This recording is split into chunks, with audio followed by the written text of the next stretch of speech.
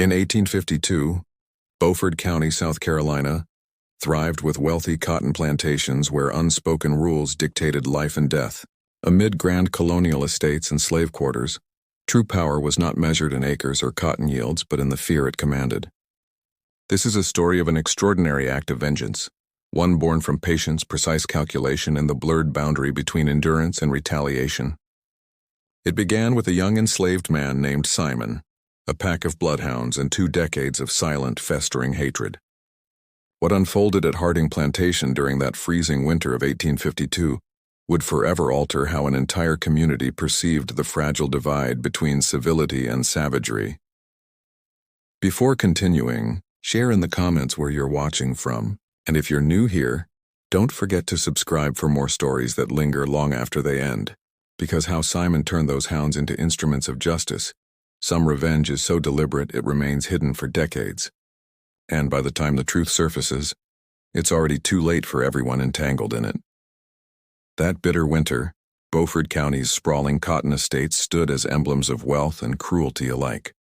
Among them, the Harding Plantation distinguished itself not for its fertile fields alone, but for something far darker, the ruthless use of bloodhounds to pursue runaway slaves. These dogs, expertly trained to track human scent, embodied terror in its purest form to anyone daring to dream of escape. The story that follows remained buried for generations, whispered only among the freed who waited until it was safe to speak. It exposes how systemic brutality can forge vengeance as precise as it is catastrophic. It all began with 2 mysterious disappearances and ended with revelations that shattered the power structures of an entire region. This isn't just another account of American slavery. It's an exploration of how hatred, when allowed to ferment in silence, can erupt in ways that challenge every notion of justice and retribution. What transpired at Harding Plantation in December 1852 was officially left unsolved, but the truth has always survived, passed down through the voices of those who endured. Tell me in the comments where you're watching from, and if you're new to the channel, subscribe for more stories that official history chose to erase. Harding Plantation stretched over 800 acres along the Kami River, its rich soil yielding the prized long-staple cotton that supplied mills in northern England. Yet what truly defined Ernest Harding's estate wasn't the quality of its harvests. It was the 6 bloodhounds kept in specially built kennels near the main house. Each animal, weighing between 80 and 100 pounds, served as a living weapon of terror, tools of domination as effective as chains or whips. Ernest Harding, a stern 50-year-old who inherited the plantation from his father, expanded not only his lands but also the cruelty of his methods. A towering figure with a frigid stare, he believed harsh punishment was the only language slaves could comprehend. His 25-year-old son, Jasper, mirrored his father's brutality, ruthless, calculating, and devoid of compassion. Together, they ruled the plantation with an iron will, using the hounds as their ultimate symbol of control. Trained from birth to recognize the scent of individual slaves, these dogs became nightmares made flesh. When a slave tried to flee, the Hardings would release them with a scrap of the person's clothing to guide the hunt. What happened once the dogs caught their prey was rarely spoken of, but the screams that tore through the forest were enough to remind everyone of the cost of disobedience. Simon was unlike the others. Born on the plantation in 1832, he showed an unusual intelligence and a keen eye for detail even as a child. At 14, instead of working in the fields, he was chosen by Ernest Harding to care for the bloodhounds, a task reserved for someone who could handle them with precision and composure. Simon's duties included feeding the dogs, cleaning their pens, and preparing them for the chase. He mastered the art of crafting scent baits, reading the dogs' behaviors, and keeping them in a state of controlled hunger to sharpen their aggression. Over time, he became the only slave trusted with unrestricted access to the hounds, a position that granted him rare freedom and mobility. Ernest and Jasper's trust in Simon was absolute. They saw him as the perfect slave, silent, obedient, and seemingly grateful for his elevated role. He followed every command without hesitation, never questioned authority, and performed each task with flawless precision. This illusion of loyalty was no accident. It was Simon's most powerful disguise, crafted with patience and purpose. Beneath his lowered gaze and quiet demeanor, He concealed a rage that grew stronger with every act of cruelty he witnessed. He studied everything, the Hardings' routines, their habits, their weaknesses. His mind became a vault of secrets, every detail memorized with the precision of a soldier planning a siege. Life on Harding Plantation followed a brutal, predictable rhythm. Each morning before dawn, the 22 enslaved workers woke to the clang of a bell. Jasper rang himself, a ritual of dominance. Breakfast was thin cornmeal porridge, occasionally with a scrap of spoiled bacon. Work stretched from sunrise to sunset, with only a brief, joyless pause at midday. Punishments were public and theatrical, designed to terrify as much as to punish. In the center of the quarters stood the pillory, darkened by generations of blood. Whippings were carried out by Linus Garrett, the overseer, a man infamous for cruelty even by the grim standards of the time. His whip, braided with metal tips, tore flesh with each stroke.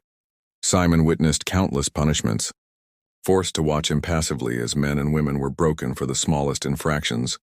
Arriving late, breaking a tool, or meeting a white man's gaze too long, each scream, each drop of blood, each desperate plea etched itself into Simon's memory, fueling the fire within. At night, while others slept from exhaustion, Simon lay awake planning. He memorized patrol schedules, studied the dogs' behavior in different weather, and mapped every route the Hardings took.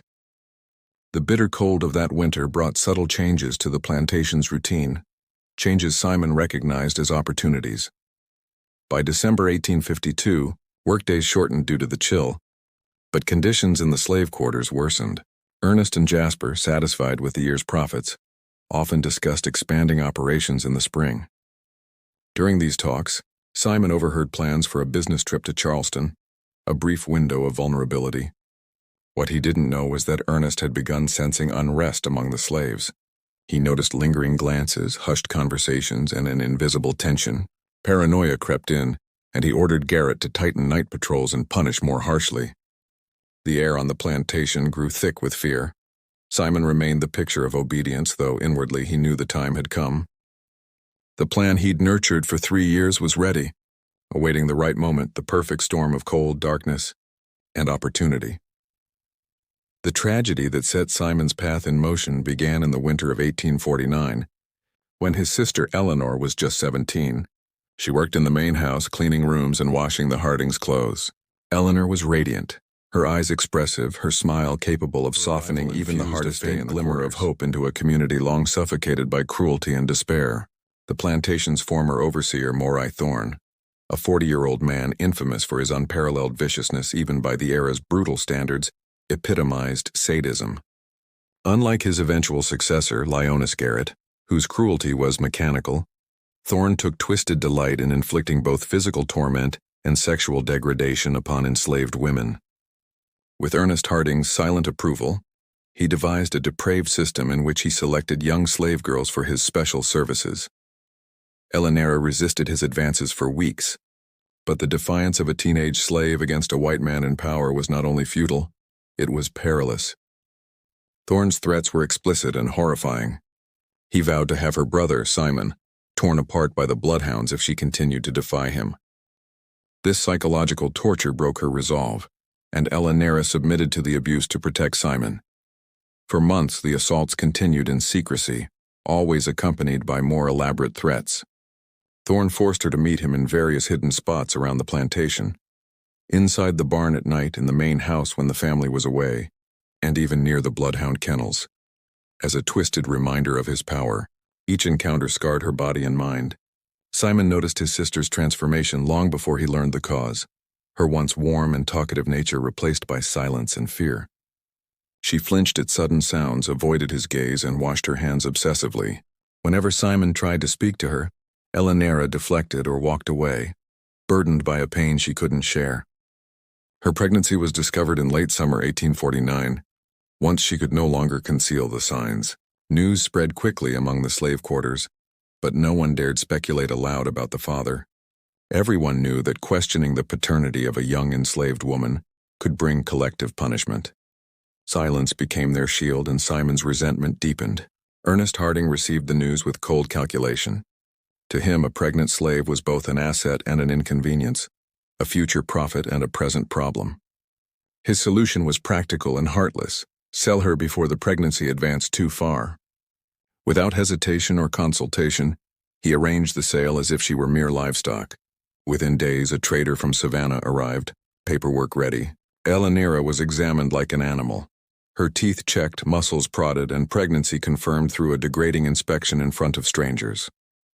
Ernest accepted $800, satisfied with the transaction. Simon stood outside the main house as his sister was chained to a wagon, their eyes locking one final time before she was taken away forever. Something shattered within him in that instant. His grief hardened into cold, methodical rage that would shape the rest of his life.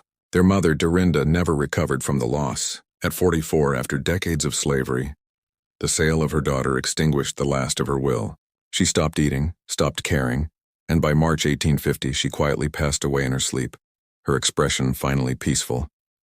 Simon buried her in the swampy slave cemetery behind the plantation, a resting place for countless forgotten souls. After her death, he became a different man, outwardly obedient, inwardly unrecognizable, a man driven solely by vengeance.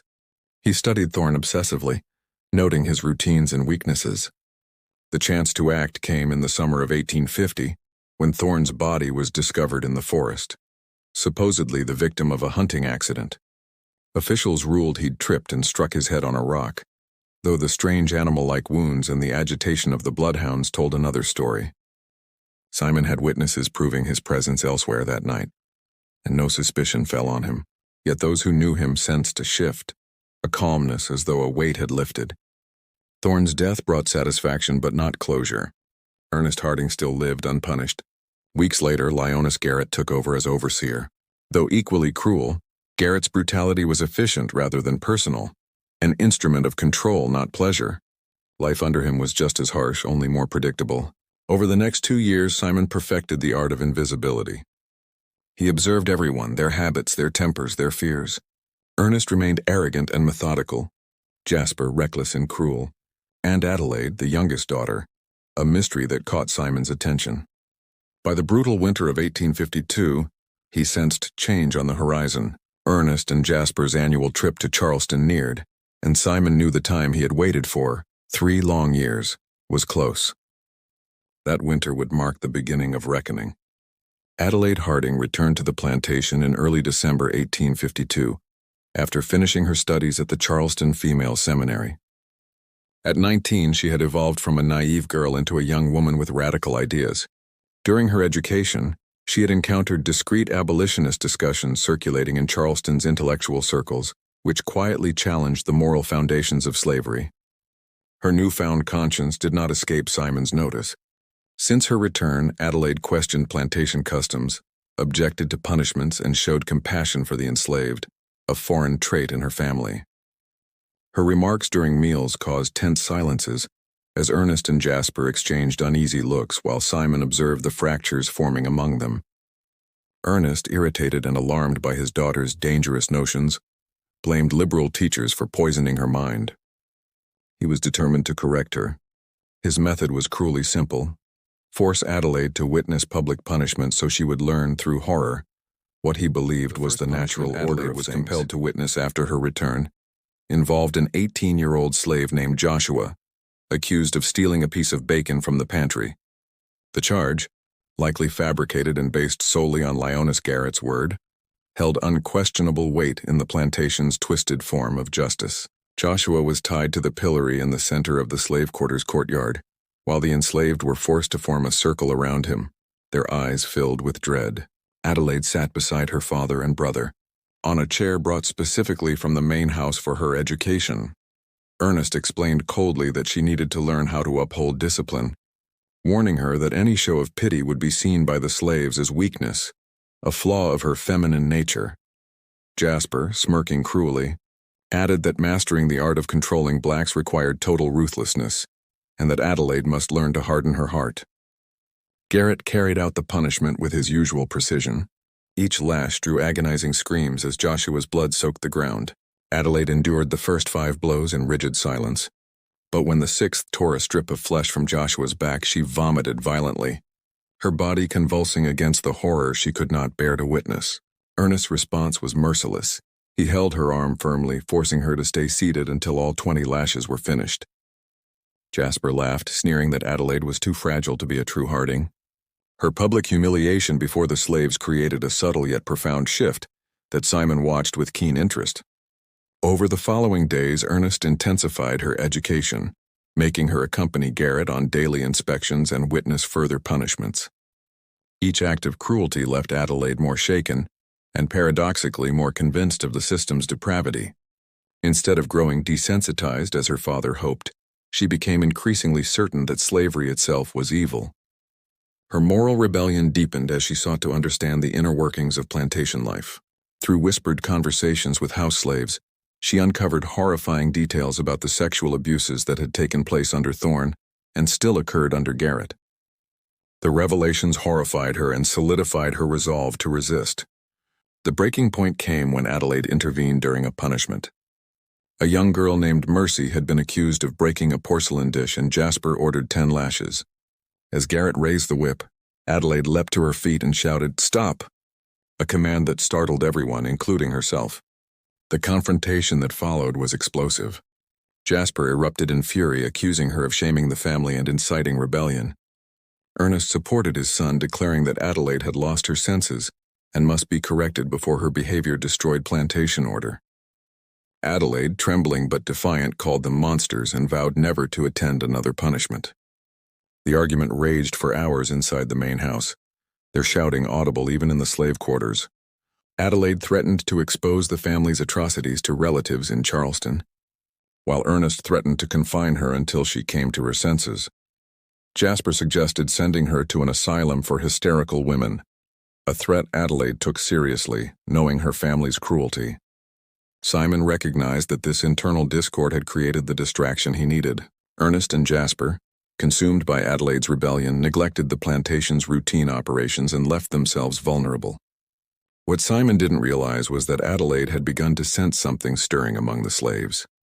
Her heightened awareness made her notice subtle cues, furtive glances exchanged, hushed whispers that ceased when she neared, and a tense energy surrounding Simon and Joshua. Though she couldn't fully grasp it, she sensed an approaching upheaval. Ernest and Jasper's decision to make their annual trip to Charleston was partly motivated by their desire to seek advice from other plantation owners on handling Adelaide's defiance.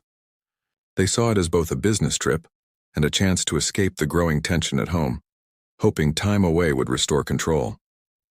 During preparation, Simon observed their carelessness. They discussed travel routes, departure times, and destinations openly, unaware he was listening while tending to the bloodhounds. The bitter winter had altered their routines, offering Simon opportunities he silently catalogued. The night before their departure was filled with one final argument about Adelaide. Ernest instructed Garrett to keep her under close supervision while they were gone, and to report any misconduct. Adelaide, unshaken, declared that she would spend their absence reflecting on the moral corruption of their wealth, a declaration that unsettled Ernest deeply. Simon stayed awake that entire night, methodically reviewing his plan. 3 years of waiting had come to this moment. The freezing weather would aid him, preserving evidence just long enough to complete his revenge and erase the traces. By dawn he was ready. On December 10, 1852, Ernest and Jasper Harding departed in a carriage loaded with cotton samples and documents for their annual Charleston trip. Their route, a winding dirt path through pine and oak forests, stretched 8 miles before meeting the main road. Ice patches glimmered in shaded spots, making the journey treacherous. Simon knew the road intimately, every curve, fallen branch, and thick canopy that blotted out sunlight. One secluded section about a mile from the main house offered perfect cover, close enough for transport, isolated enough for secrecy. That morning, Simon followed his usual tasks with the bloodhounds, but the dogs sensed something different. They grew restless, pacing and sniffing the air as if anticipating what was to come. When his chores were done, Simon slipped quietly to the abandoned barn at the edge of the property, where he had hidden his tools. His weapons were simple yet deadly: a woodsman's axe, 2 sharp butcher knives taken from the kitchen, sturdy ropes, and a waterproof tarp for concealing bodies. His most valuable find was an old iron bear trap, rusted but functional after he'd cleaned and tested it in secret. The plan was brutal but required precision, and the help of Joshua, who had survived the whipping Adelaide witnessed. Scarred and vengeful, Joshua had agreed to join Simon after late-night whispers in the quarters. Bound by their shared hatred, about an hour after Ernest and Jasper's carriage left, the two men slipped into the forest toward the ambush site. The cold made every breath visible, and the stillness around them felt tomb-like, perfect for what they intended. They carefully set the trap, camouflaging it beneath leaves and branches, then hid on opposite sides of the road behind the ancient trees, waiting for the moment their oppressors reverberated through the forest about 20 minutes later. Simon could clearly hear Ernest and Jasper's voices as they casually discussed their business affairs, completely unaware of the deadly trap awaiting them. The freezing cold had slowed the horses' pace, making them cautious and causing the carriage to move at just the right speed for Simon's planned ambush. When the front wheel struck the concealed trap, it snapped shut with a metallic clang that rang sharply through the forest. Startled, the horses reared violently, toppling the carriage and hurling Ernest and Jasper onto the frozen ground. Ernest cried out in agony as the trap crushed his ankle, while Jasper, stunned by the impact, struggled to regain his senses amid the chaos. In that instant, Simon and Joshua sprang from their hiding spots, moving with the lethal precision of predators who had waited too long for this moment. Simon lunged at Jasper, striking him down with the handle of his axe before he could recover. Joshua attacked Ernest, who was trapped and helpless, gagging him quickly with a rope to muffle his screams before they could carry through the trees. Within minutes, both men were subdued and bound. What followed was not a frenzied killing, but a deliberate execution. Simon wanted them to understand every detail, to realize exactly why death was coming for them. He spoke with chilling calm, recounting every injustice and humiliation they had inflicted, each act of cruelty that had destroyed his family. Terrified and helpless, Ernest and Jasper could only listen. Joshua joined in, using his knives with precision to inflict unbearable pain without killing them outright. Years of watching livestock slaughter on the plantation had made him efficient in cruelty, and the icy air slowed the bleeding, extending their torment far beyond nature's mercy. When Simon finally struck the fatal blows, he felt an overwhelming blend of satisfaction, release, and hollowness. The vengeance he had dreamed of was complete, but the most perilous phase still awaited him, erasing all traces of the murders. The frigid winter air provided ideal conditions to preserve the flesh for a couple of days, long enough to feed the bloodhounds without raising suspicion. Working swiftly in the biting cold, Simon and Joshua dismembered the corpses with the sharp knives they had prepared. Their cuts were rough and unrefined, made only to divide the bodies into manageable parts. The frost made the task more difficult but also cleaner, reducing the spread of blood. The terrified horses had bolted during the attack, just as Simon had intended. Their discovery without their masters or carriage would only deepen the mystery. When the grisly work was done, Simon and Joshua dismantled the carriage piece by piece, scattering and burying fragments in the damp forest soil softened by recent rains. They collected Ernest and Jasper's clothing and belongings, hiding them separately across wide distances, so any future discovery would add confusion rather than clarity. The transport of the dismembered remains back to the plantation took 2 careful trips that afternoon, with Simon and Joshua carrying the tarp through the forest to the abandoned barn, where their tools lay hidden. The cold preserved the flesh long enough to store it in salt barrels Simon had discreetly taken from the main house weeks earlier. For the next 2 days, Simon carried on as though nothing had changed, his composure almost unnervingly steady. He fed the bloodhounds as usual, slipping bits of human flesh into their meals. The cold had sharpened their appetites, and they devoured the food eagerly without arousing suspicion. Joshua, too, went about his duties as if nothing had happened, laboring in the fields and avoiding any behavior that might seem unusual. The bond between them was wordless but absolute, built on the knowledge that their survival depended entirely on silence. The cold weather conveniently explained any trembling or fatigue. Adelaide noticed Simon's unusual calm after her father and brother's departure, but assumed it came from relief, freedom from the harsh lessons Ernest had forced on her. Taking advantage of their absence, she suspended public punishments and made small improvements to the slaves' conditions, inadvertently creating an atmosphere that helped Simon sustain his deception. 10 days passed since Ernest and Jasper Harding had left, and their prolonged absence began to stir real unease on the plantation.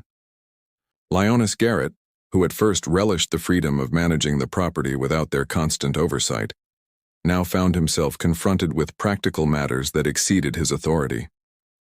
Merchants arrived expecting to meet with Ernest, and letters of business began to pile up unanswered. Adelaide, though estranged from her family's cruelty, grew increasingly anxious. Despite her moral opposition, she could not imagine her father and brother staying away so long without sending a word. Ernest was scrupulous in his correspondence, and Jasper habitually wrote during his travels. Their total silence was deeply out of character, especially given the conflicts that had preceded their departure. Realizing something was wrong, Garrett decided to investigate personally. On the morning of December 20th, he saddled his horse and set out along the route the men had taken, planning to visit towns and inns on the way to Charleston. The bitter cold made the trip perilous, but his concern overrode caution. His inquiry soon brought alarming revelations.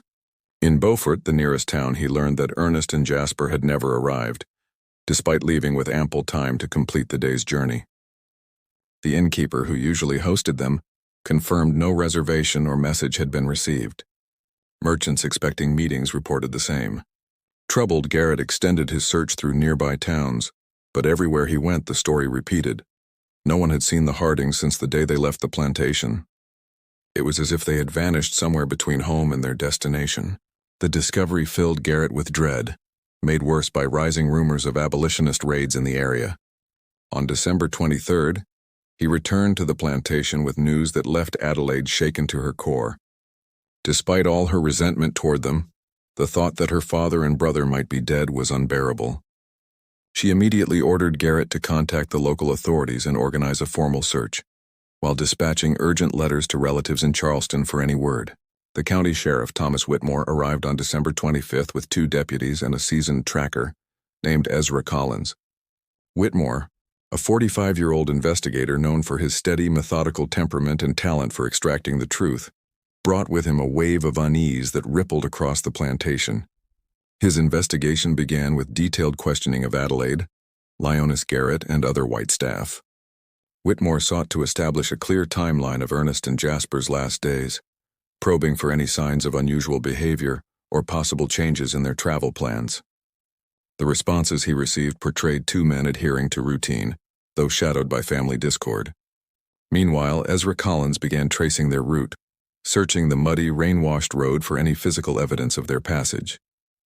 The rain had erased much, but Collins's practiced eye caught the faintest details, determined to uncover the truth. Buried tracks on the road near the plantation, but the marks grew increasingly faint as he moved farther from the property. About a mile away, in one of the most secluded parts of the road, Collins came upon a disturbing scene. The ground was churned and muddy, tree branches were broken, and dark stains on the soil unmistakably indicated blood. Even more telling, he found fragments of rusty metal that appeared to belong to an old trap and bits of torn fabric snagged on bushes, fabric that matched the clothing Ernest and Jasper had been wearing when they departed. This evidence shifted the case from a missing persons inquiry to a homicide investigation. Whitmore immediately ordered a thorough search of the area, calling in men from neighboring plantations. Over the next 2 days, they combed the forest surrounding the discovery site, uncovering more proof that confirmed the violent nature of the event. Scattered pieces of clothing stained with human blood surfaced among the trees, and the investigators located the remains of Ernest and Jasper's carriage, concealed in a ravine about half a mile from the main road. The vehicle had been deliberately dismantled and hidden, suggesting that whoever had committed the crime had gone to great lengths to erase all evidence. Even more horrifying was the discovery of human bones shallowly buried in multiple locations throughout the forest.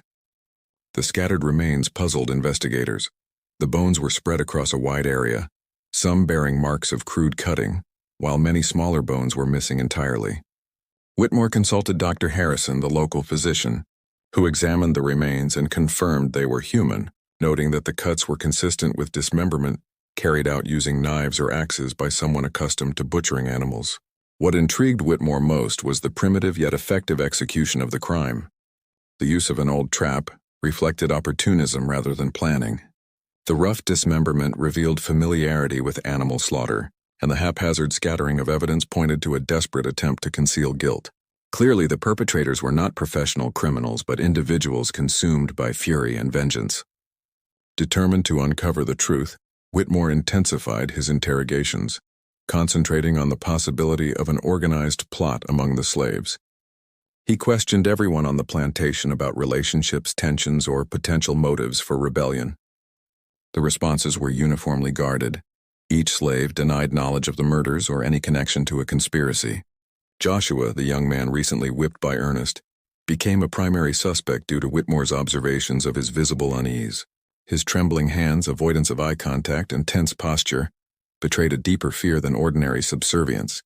But despite repeated questioning, Joshua stuck firmly to his denial. Further searches brought investigators to the Bloodhound kennels, where they made a discovery that horrified everyone involved. Buried shallowly in the frozen ground around the kennels were small fragments of bone. Dr. Harrison examined them and concluded they were almost certainly human, though scientific certainty was beyond the means of the time. The revelation that human remains were found where the plantation's hounds were kept added a nightmarish layer to the crime. Whitmore realized he was dealing with an act of brutality, unlike anything he had encountered before. The killers had used the plantation's own dogs to destroy evidence, proof of insider knowledge and a chillingly calculated mind, most likely within the slave community itself. Simon, the caretaker of the Bloodhounds, was interrogated along with the others, but his unique role drew particular scrutiny. Whitmore pressed him about whether he had noticed any unusual behavior in the dogs after Ernest and Jasper's disappearance. Simon, maintaining respectful composure, replied that the dogs had behaved normally, though hungrier than usual due to the severe cold, a fact other slaves corroborated.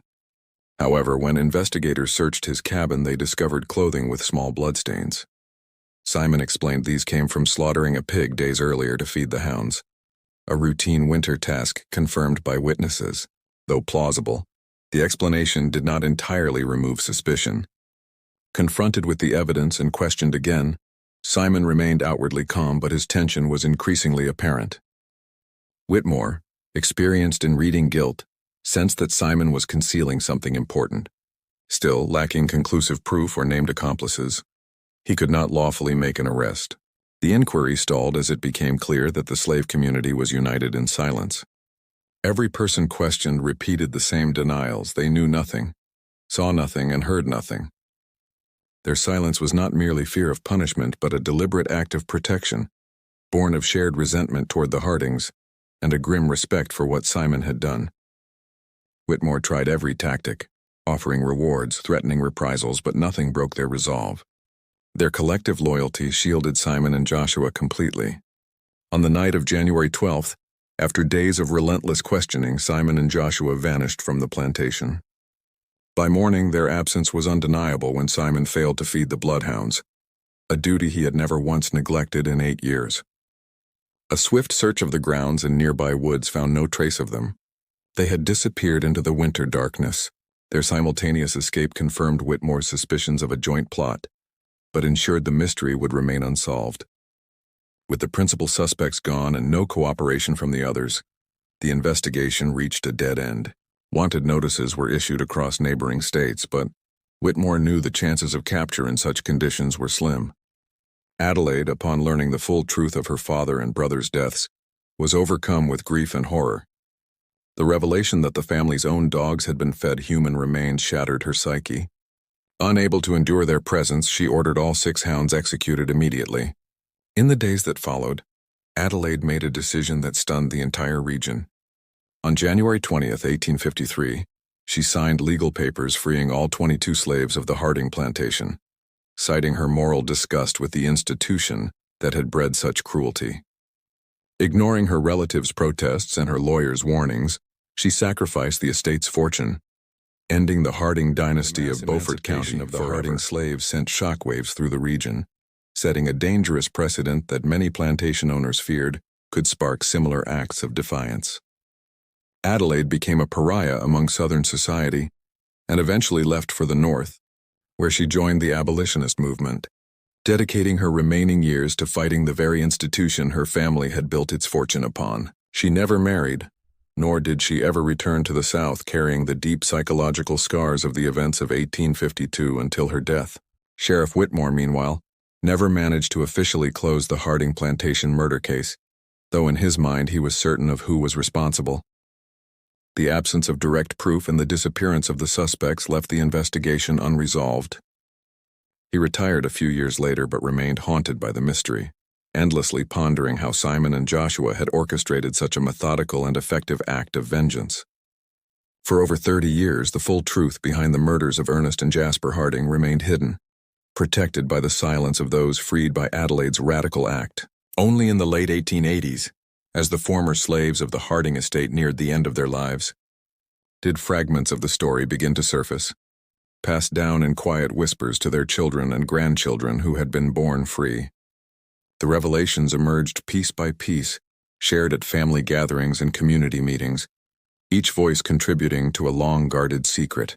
They spoke of Simon's transformation after losing his mother and sister, of the quiet tension that hung in the quarters during the days before Ernest and Jasper vanished, and of the unspoken sense that something monumental was about to happen. The elders told how Simon enlisted Joshua, whose rage after his brutal whipping had made him the perfect accomplice. Together, they devised the entire plan, from discovering and using the old metal trap to disposing of the bodies through the plantation's own bloodhounds. The timing during the harsh winter was deliberate, a calculated decision to preserve the flesh long enough to feed the dogs without arousing suspicion. The stories also unveiled how the entire enslaved community had helped protect Simon and Joshua during the investigation. Almost everyone on the plantation had been aware of the revenge plot and had played some part, however small, offering false alibis, hiding tools, erasing minor traces, and maintaining absolute silence under questioning. Their quiet defiance was not born of fear, but of collective justice, a shared belief that Simon's vengeance was not a crime, but a righteous act. They described how Simon's knowledge of the Hounds allowed him to turn them into instruments of concealment, feeding them Ernest and Jasper's flesh over 2 days. The method worked so well that even after investigators uncovered fragments suggesting human remains in the kennels, no definitive link could ever be proven. Within the slave community, Simon and Joshua were not seen as killers, but as heroes who had dared to do what others only dreamed of, avenging not just their families, but every soul crushed under the Hardings' cruelty. Their retribution was savage but equal to the years of torment they had endured. The final fate of Simon and Joshua remains an enduring mystery. Some accounts claimed they fled south to join freedmen settlements in Florida, living out their days under assumed names. Others insisted they parted ways after the escape, Simon heading north through the mountains, Joshua westward, never to be seen again in Beaufort County. The Harding plantation never recovered from the tragedy of 1852. Its lands were gradually divided and sold off. The grand house was demolished in the early 20th century, leaving behind only fragments of stone foundation as silent testimony to what once stood there.